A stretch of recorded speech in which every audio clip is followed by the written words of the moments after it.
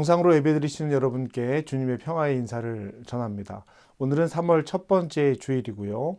우리 교회에서는 성찬으로 예배를 드리게 되는데 온가족 예배로 예배를 하기도 합니다. 가정에서 예배하시는 여러분들은 자녀들과 함께 이 시간 예배할 수 있기를 기대하고 또 소망합니다. 우리 기도하시면서 오늘 3월 5일 첫 주 예배 함께 시작하시겠습니다.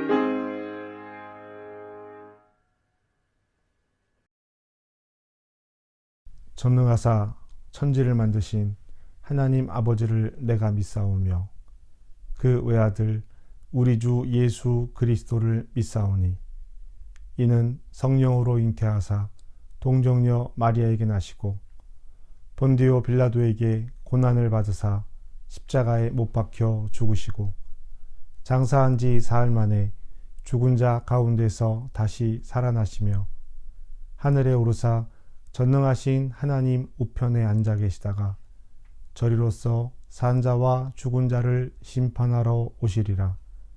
성령을 믿사오며 거룩한 공회와 성도가 서로 교통하는 것과 죄를 사하여 주시는 것과 몸이 다시 사는 것과 영원히 사는 것을 믿사옵나이다. 아멘.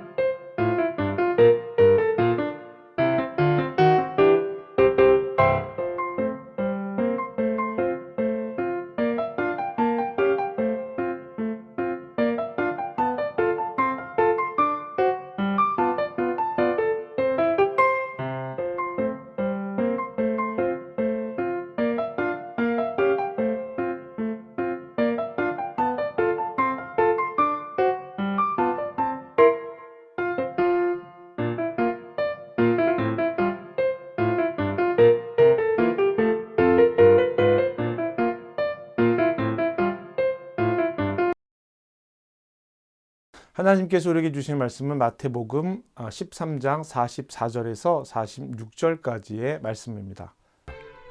천국은 마치 밭에 감추인 보화와 같으니 사람이 이를 발견한 후 숨겨두고 기뻐하며 돌아가서 자기의 소유를 다 팔아 그 밭을 사느니라. 또 천국은 마치 좋은 진주를 구하는 장사와 같으니 극히 값진 진주 하나를 발견하매 가서 자기의 소유를 다 팔아 그 진주를 사느니라. 우리에게 주시는 하나님의 말씀입니다. 우리가 하나님의 말씀을 듣습니다.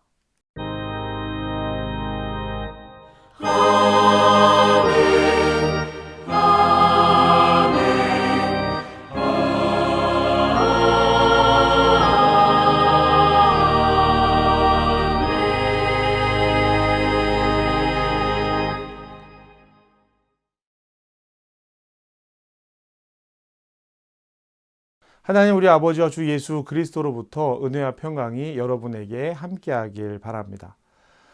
사랑하는 성도 여러분, 지난 한 주간 잘 지내셨죠? 우리는 지난주에 폭풍 앞에 섰을 때의 우리의 삶에 대해서 함께 이야기를 나누었습니다. 우리를 사랑하시고 우리와 함께 하시는 하나님을 간구하며 함께 기도했고요. 또 이 또한 지나갈 것이다 라는 이 말씀으로 이 이야기를 통해서 오늘 이 시간 앞에 서 있는 우리의 삶에 대해서 이야기를 함께 나누었습니다. 지난주 우리의 암송 말씀은 파도도 바람도 잠잠하게 하시는 예수님의 명령이었습니다. 예수께서 바람을 꾸짖으시며 바다더러 이르시되 잠잠하라 고요하라 하시니 바람이 그치고 아주 잔잔하여 지더라. 마가복음 4장 39절의 말씀이었습니다. 여러분, 우리는 주님을 흔들어 깨울 수 있는 믿음이 우리 안에 있기를 예수님의 이름으로 바라고 또 축복합니다. 예수님께서 우리 곁에 계세요. 우리 곁에 계십니다. 예수님께서 우리 곁에 계시다라는 말의 의미는 예수님께서 우리에게 말씀하시고 우리를 일깨워 주신다라고 하는 이야기와 같습니다. 너희에게 믿음이 없느냐?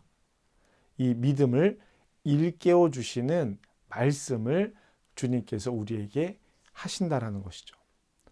주님께서 우리에게 말씀하신다. 기독교는 예수의 종교입니다.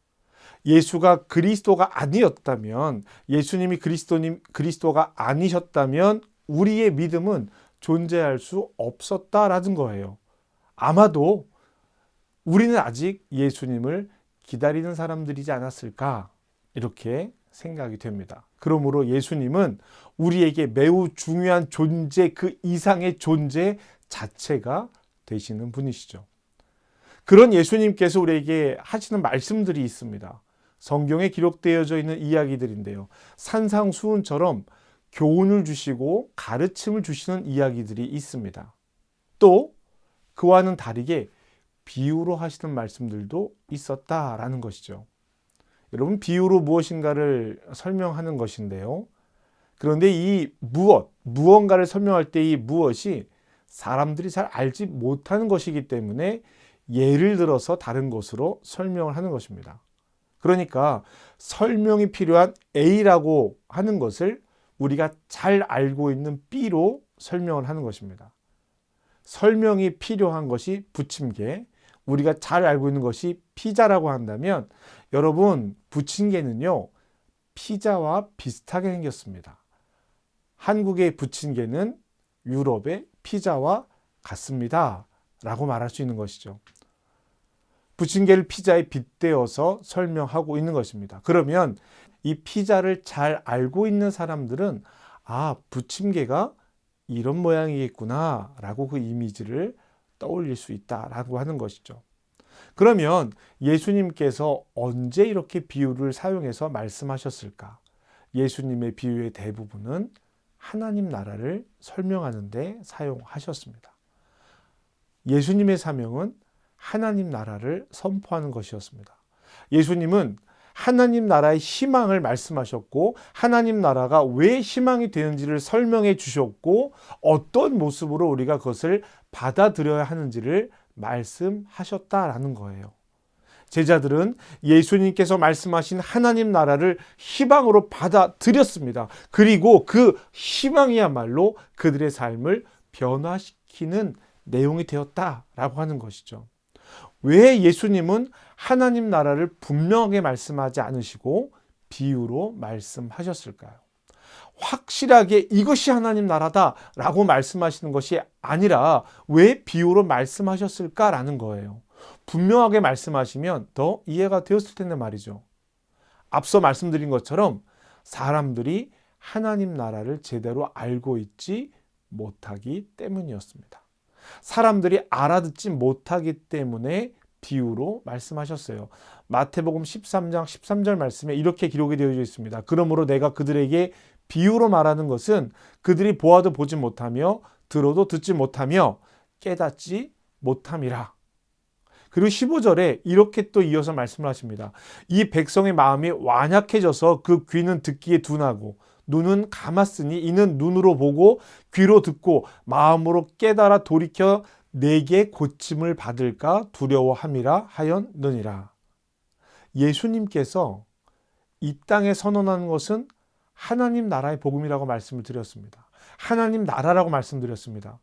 이것을 깨닫고 싶어 하지 않는 거예요. 내게 돌이켜 하는 것을 두려워한다라고 말씀하고 계십니다. 마가복음 1장 15절에 보면 때가 찼고 하나님의 나라가 가까이 왔으니 회개하고 복음을 믿으라 라는 말씀이 예수님의 첫 말씀이셨습니다.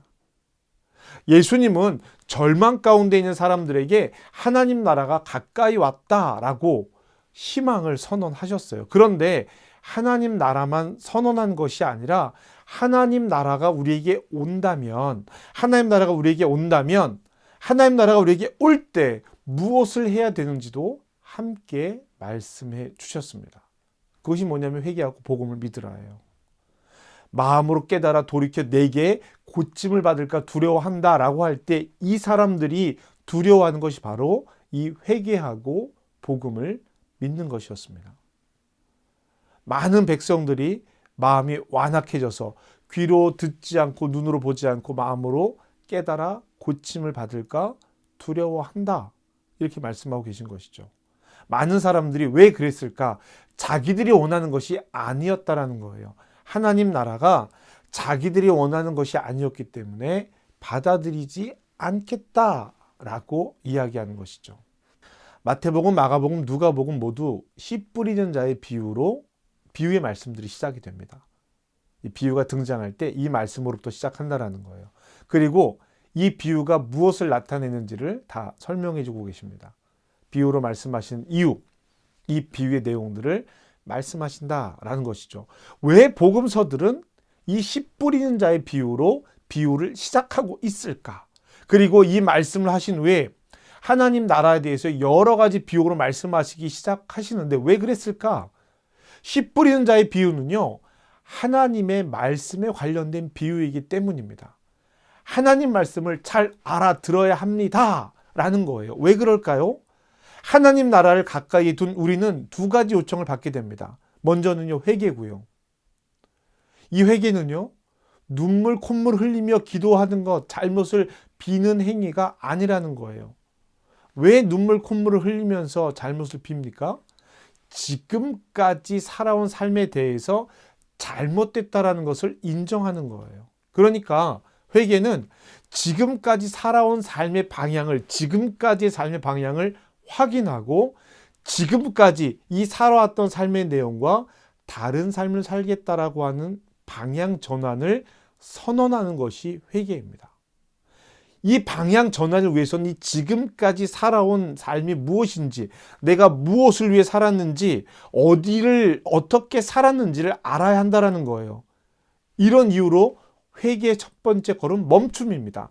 가면서 그걸 확인할 수가 없어요. 멈춰서서 돌아보는 겁니다. 이것이 회개의 시작이에요. 사람들은 A라는 원인 때문에 B라는 결과가 왔다라고 말을 합니다. 이런 식의 이야기가 참 많아요. 회개는요, 이 결과를 말하는 것이 아닙니다. 하나님, 내가 이런 죄를 지었습니다가 아니라 내가 이렇게 살았기 때문에 이 죄를 지었습니다 라는 거예요. 회개는요, A는 B다, 이렇게 살아야 합니다 라고 하는 이 흐름을 멈추고 돌아보는 겁니다. 지금까지 당연하게 생각해온 사고의 연결고리를 일단 멈추고 정말로 그게 옳은 것이었을까? 정말로 그게 맞는 것이었을까? 이 의문을 던지는 거예요. 지금까지 삶의 의문을 던지는 것입니다. 당연하게 여겼던 것들, 아무 의심 없이 따라 살아갔던 것들에 대해서 판단을 중지하고 멈추고 새로운 세상을 시작하는 준비를 하게 되는 거예요. 하나님 나라는 당연하게 여겼던 왕의 통치, 세상의 힘에 의문을 갖게 하는 것입니다. 이것이 과연 옳은 것인가? 이렇게 해야 하는가? 라는 질문을 갖게 하는 거예요. 그리고 그것에 대한 답을 우리에게 하는 겁니다. 복음입니다. 하나님 나라가 왔을 때 두 가지라고 말씀드렸죠. 회개와 복음이라는 것이 이제 시작이 되는 거예요. 회개하라가 익숙함을 멈추고 지금까지 살아온 삶에 대해서 돌아보는 질문이라면, 복음이라는 것은요, 이 앞으로 살아갈 삶에 대한 방향성입니다. 이 나라를 이야기하는 거예요. 복음이란, 좋은 소식이란 무엇입니까? 예수님이 이 땅에 우리를 위해서 오셨습니다. 이것이 좋은 소식이라고 우리는 늘 이야기합니다. 예수님의 이야기가 복음이라고 이야기해요. 그렇죠. 여러분도 그렇게 알고 계시죠? 그런데요, 이 이야기를 처음 듣는 사람들에게는 이 이야기가 어떻게 들렸을까라는 거예요. 일반적으로 복음이라는 것은 왕의 탄생을 이야기하는 겁니다. 여러분, 기쁜 소식이 있습니다 라고 하는 것은 새로운 왕이 태어났습니다, 혹은 새로운 왕이 즉위했습니다 라는 것을 이야기하는 거예요. 왕은 통치자죠. 이 왕 하나로 인해서 변화되고 바뀌는 많은 것들이 있습니다. 어떻게 보면 삶의 전반적인 내용이 다 바뀐다라는 거예요. 복음이라는 말보다 중요한 것은 왕이 태어났습니다, 왕이 즉위했습니다, 이 말이 갖는 의미는 이것이 나에게 어떤 기쁜 소식이 되는가라는 거예요. 왕의 통치에 익숙한 사람들은 새로운 왕이 왔다라고 이해를 했을 것입니다. 이스라엘의 많은 사람들은 예수님을 그렇게 대했어요. 예수님이 새로운 왕이라고 대했습니다. 새로운 통치자가 되실 것이라고 대했다는 이야기예요. 그런데 예수님은 복음을 말씀하시면서 새로운 왕의 통치를 이야기하시는 거예요. 그래서 이 통치는, 이 복음은 설명이 필요했던 것입니다. 이전 왕에 대한 개념으로 가득 찬 사람들에게 이 이야기가 똑같이 들렸을 것이기 때문입니다. 그런데 예수님은 이 예수님의 왕되심, 예수의 그리스도는 달랐다라는 거예요. 예수님께서 왕이 되시면 이렇게 다스릴 거야. 자동적으로 이 사람들이 이전에 가졌던 왕에 대한 생각을 멈춰. 그리고 지금까지 생각한 모든 것들이 아니라 이제 내가 새로운 왕에 대해서 이야기해 줄게. 새로운 나라에 대해서 이야기해 줄게. 새로운 왕이 다스리는 하나님의 나라에 대해서 알려줄게 라고 말씀하시는 것이 이 비유의 말씀들이고 예수님께서 교훈으로 주시는 말씀들이라는 것입니다. 이 비유의 말씀을 하시기에 앞서서 그래서 하나님의 말씀을 잘 들어야 합니다 라고 하는 씨 뿌리는 자의 비유를 이야기하시는 거예요. 그러니까 이 비유는요, 새로운 세상을 여는 열쇠와 같은 것입니다. 비유는 지금까지 경험해 보지 못한 세계로 우리를 이끄는 거예요. 이 비유의 목적은 분명합니다. 이 비유는 새롭게 눈을 뜨게 하는 겁니다. 복음서에는요, 하나님 나라를 설명하는 천국 비유가 있습니다. 말씀드린 것처럼 천국은 마치 이렇게 시작되어지는 비유들이 있다는 이야기예요. 마태, 마가, 누가 복음에 공통적으로 나오는 비유가 있습니다. 천국은 마치 겨자씨와 같다. 천국은 마치 누룩과 같다라고 하는 비유죠. 그리고 이 마태복음에는요, 마가복음과 누가복음에 기록되어 있지 않는 천국 비유가 나옵니다. 천국을 진주를 찾는 상인으로 비유하는 것과 또 땅에 감추인 보화를 찾은 이 사람으로 비유하는 이야기죠. 오늘 우리가 읽은 말씀이기도 합니다. 44절 말씀 함께 봅시다. 천국은 마치 밭에 감추인 보화와 같으니 사람이 이를 발견한 후 숨겨두고 기뻐하며 돌아가서 자기 소유를 다 팔아 그 밭을 사느니라. 아멘. 예수님의 말씀, 멈춰 판단을 중지하는 것이라고 말씀드렸죠. 우리가 자세히 살펴봐야 하는 비유가 여기 있습니다. 우리는 이 비유를 보면 자동적으로 생각하는 것이 있어요. 첫 번째가 뭐냐면요, 밭에 감추인 보화라는 겁니다. 그 사람이 가지고 있는 이 소유보다 이 보화가 훨씬 클 거라고 생각을 해요. 좋으니까, 더 값이 나가니까 자기가 가진 모든 것을 팔아서 이것을 사지 않았겠느냐라고 생각합니다. 그래서 하나님 나라를 이 내가 가진 소유보다 더 좋은 것으로 생각하는 경우가 있어요. 물질의 축복을 이야기합니다. 그런데 여러분, 이 짧은 순간 이 밭에 감추인 보화를 자신이 가진 소유와 비교할 수 있었을까요? 자신의 재산을 다 팔아서 그 밭을 사는 것이 최선이었을까요? 그렇습니다. 지금 이 사람에는 그것이 최선이었죠. 그러니까 이 비유는 보화에 초점을 맞춘 것이 아니라 이 사람의 태도에 초점이 맞춰져 있는 거예요. 다른 어떤 사람은 야, 그 보화가 네 재산보다 값이 낮을 수도 있어 라고 말할 수 있었다라는 겁니다. 그런데 이 사람은요, 지금 이 사람의 태도는 밭을 산다라는 거예요.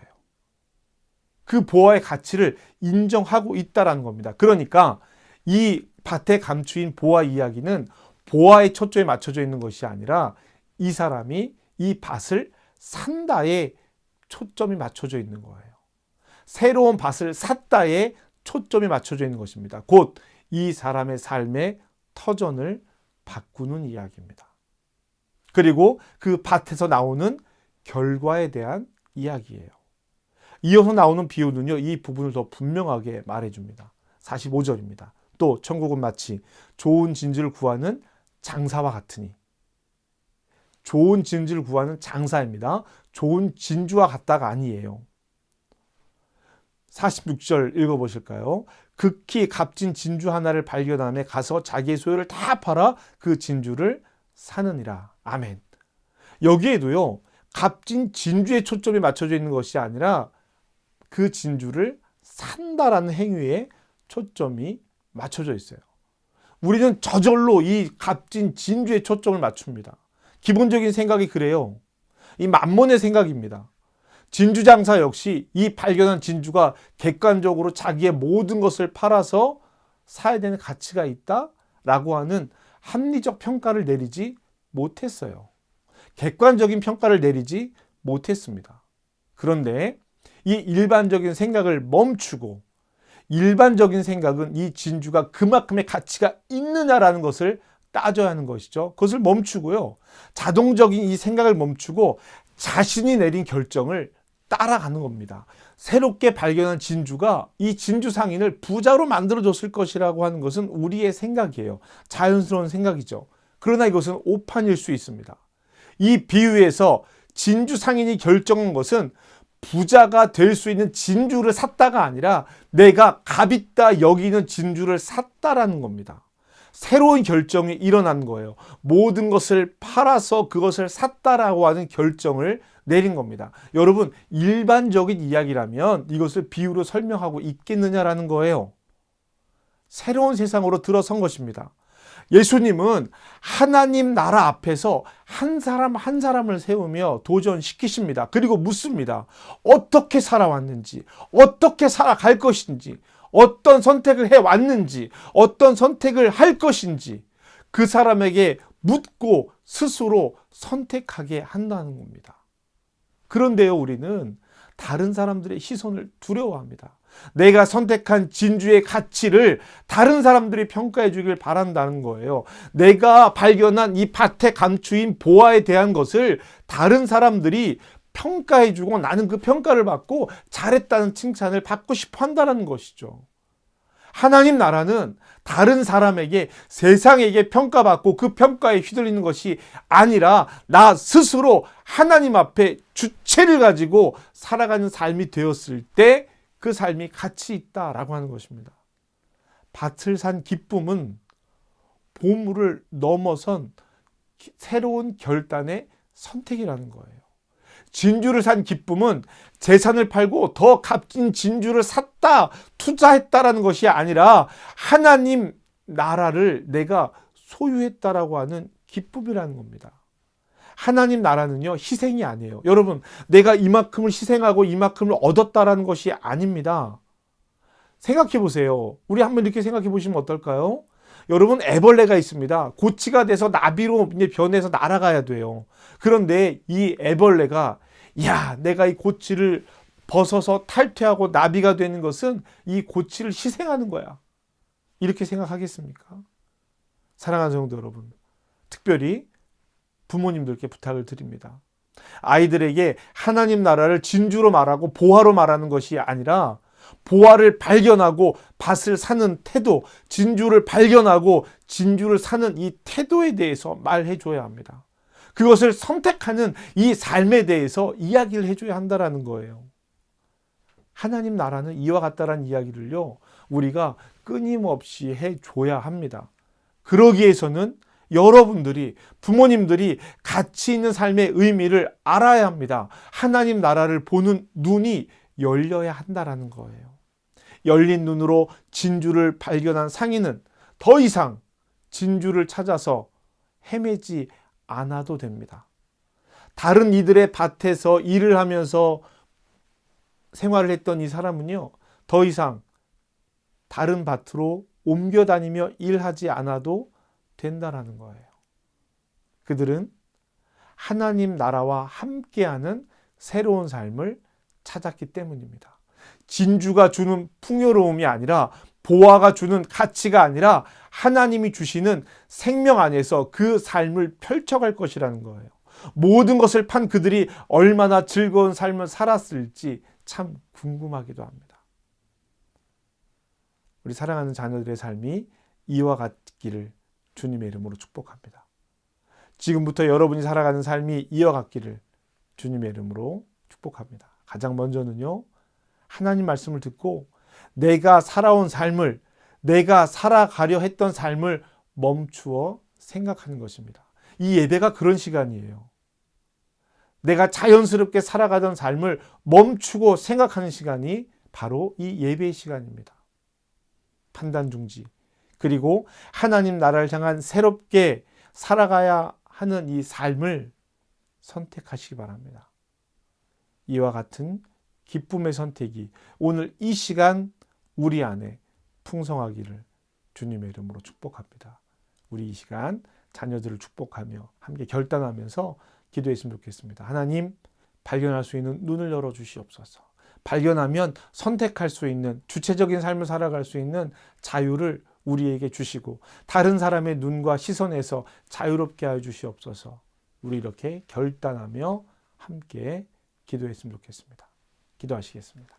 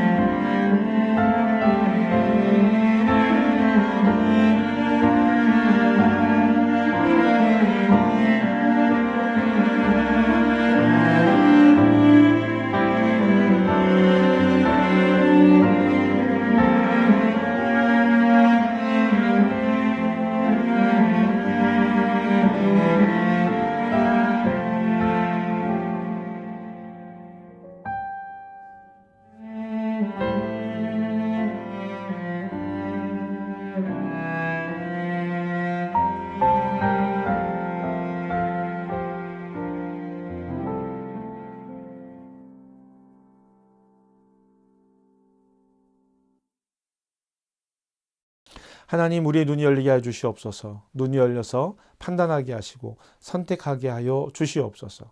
세상에 말하는 성공과 잘됨의 이야기를 듣는 것을 멈추고 하나님 나라의 복음을 듣게 하시고 하나님 나라를 향한 새로운 삶을 선택하게 하여 주시옵소서. 주체적인 사람이 되게 하셔서 생명 안에 기쁨을 누리게 하여 주시옵소서. 예수님의 이름으로 기도합니다. 아멘.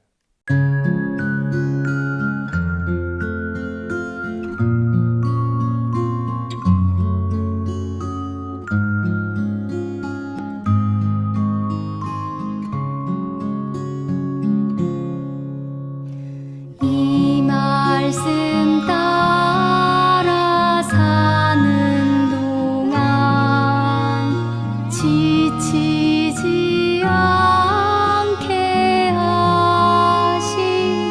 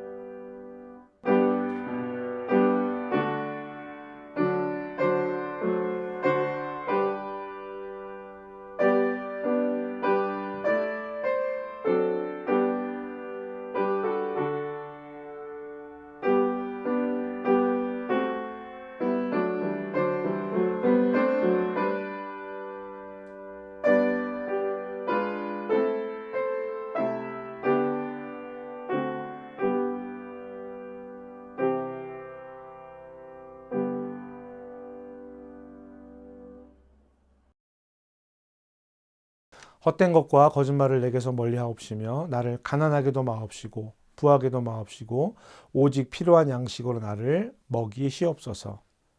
은혜의 하나님, 가까운 곳에서 또 먼 곳에서 불러 예배 가운데로 나올 때 기쁨으로 예물을 준비하여 드리게 하시니 감사합니다. 믿음으로 드리는 아벨의 예물이 되게 하여 주시옵소서. 베풀어 주신 은혜에 감사하며 정성으로 드리오니 그 마음을 먼저 받아주시고 손길마다 하늘의 신령한 은혜와 복을 내려 주시옵소서. 재물을 우상 삼지 않게 하시고 모든 필요에 공급하시는 분은 하나님이심을 알게 하여 주시옵소서. 이웃을 위해 기도합니다. 또 질병에 붙들린 이들을 위해서 기도합니다. 전쟁의 아픔 속에 신음하는 이들, 가난과 기근 속에 신음하는 이들을 위해서 기도합니다. 주님, 우리가 그들의 방법이 되고 평화의 도구가 되게 하여 주시옵소서. 교회의 운영을 위해 복음을 위해 드려진 물질입니다. 주님, 사용되는 모든 것에 하나님의 사랑을 더하여 주시옵소서. 예수님의 이름으로 기도합니다. 아멘. 여러분은 생명의 말씀을 들었습니다. 삶 속에서 생명의 말씀으로 흔들리지 않고 말씀을 따라 살겠습니다. 주님, 우리를 도우소서. 세상을 향해 나아가는 사랑하는 주님의 자녀들에게 주님의 평화가 함께하길 바랍니다. 거룩함으로 나아가십시오. 담대함으로 주님과 함께 평화의 길을 걸어가십시오. 성부, 성자, 성령께서 세상을 향해 나가는 사랑하는 성도들과 함께 하시기를 간절히 축복합니다. 아멘.